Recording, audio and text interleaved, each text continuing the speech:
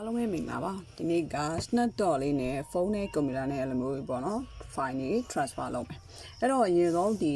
laptop ကနေပြီးတော့ Snapchat.net ဆိုပြီးရိုက်ရှာလိုက်မယ်ရိုက်ရှာပြီးတော့ဒုတိယတစ်ခုအောက်မှာ transfer file cross ဆိုတဲ့ platform နော်ဒီအားလေးကိုတစ်ချက်နှိပ်လိုက်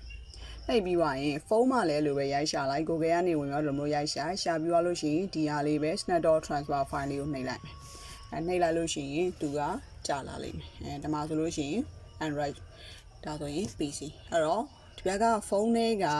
ဖုန်းဘက်ကအချမ်းကြတော့ဒီ laptop ပုံစံလေးပေါ့နော်ဒါလေးကိုတစ်ချက်နှိပ်ပြီးရင်ပို့မယ်ဆိုရင်ပြောရအောင်နော်ဒီဘက်ကဟာကြတော့ဖုန်းကိုပို့မှာဖြစ်တဲ့ဖုန်းကိုတစ်ချက်နှိပ်လို့ရ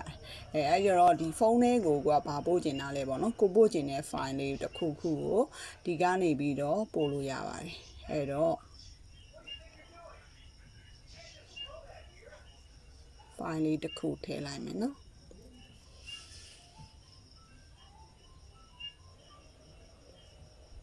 နံပါတ်1ပုံလေးကိုပို့လိုက်ပြီးရနဲ့ open နဲ့ဖွင့်လိုက်ရင်ဒီမှာဒီပုံလေးရောက်လာပြီအဲ့တော့ဒီဘက်ချမ်းမှာပုံလေးရောက်သွားပြီပုံလေးရောက်သွားရင်အဲ့ဒါလေး access ဆိုပြီးနှိပ်လိုက်လို့ရတယ်အဲ့ဆိုလို့ရှိရင်ဒါကကိုကြောက်သွားတာပေါ့နော်ကိုဘယ်ထဲကိုသိမ်းညင်လဲကိုသိမ်းညင်တဲ့ပုံမှာမူတည်ပြီးတော့သူကဝင်သွားပါလိမ့်မယ်အဲ့ဒီလိုပဲဒီမှာ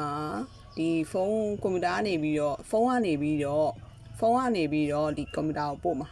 အဲ့တော့ဒီကကွန်ပျူတာပုံလေးကိုနှိပ်လိုက်မယ်နှိပ်ပြီးသွားလို့ရှိရင် file ထဲကိုသွားမယ်